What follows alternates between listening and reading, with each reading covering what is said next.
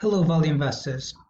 I wanted to talk about return on equity today, and I want to talk about why return on equity is not always a great measure of a company's quality.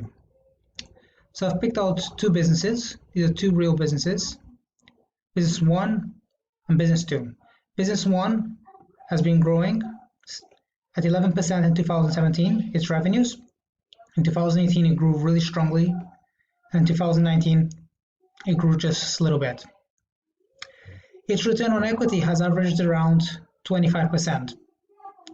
So for all intents and purposes, it looks like a strong return on equity business, looks like a strong, high quality business. Business 2 fares even better. It has grown very strongly at approximately 30% year over year over the 3 years. Its return on equity has done strongly and continues to expand over time. So these businesses on the surface look like high quality business, particularly Business 2. This one looks very strong.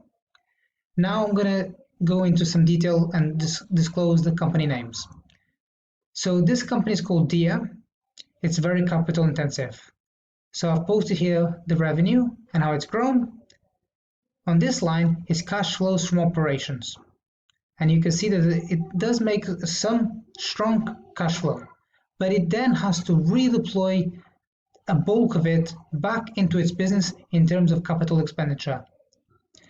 Charlie Munger says that a high quality business is a business that spews out capital, not where all your capital ends up at the end of the day on your yard. So this would be an example of what Charlie Munger would call a bad business.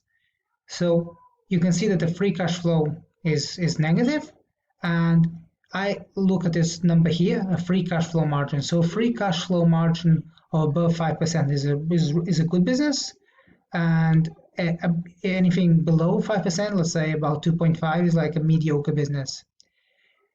Roughly speaking, 5% free cash flow margin equals a return on equity of about 15%.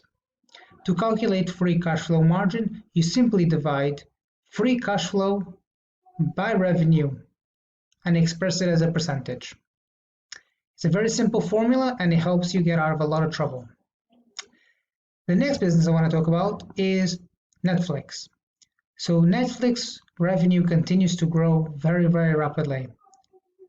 At the same time, its free cash flow is very, very negative. There is the assumption that in 2019, it has hit peak free cash flow usage or burn, and that it will start to come to approximately negative 2.5 billion of free cash flow. And that maybe by 2023, it will be at a break-even level. And you can see here the free cash flow margin is very, very negative. So this is a business that literally has to burn cash to be able to grow its revenues. And if anything goes wrong, then the credit markets dry up for whatever reason, he has no more cash to infuse in, and then this is going to very rapidly, the revenue growth is very rapidly going to reverse back down.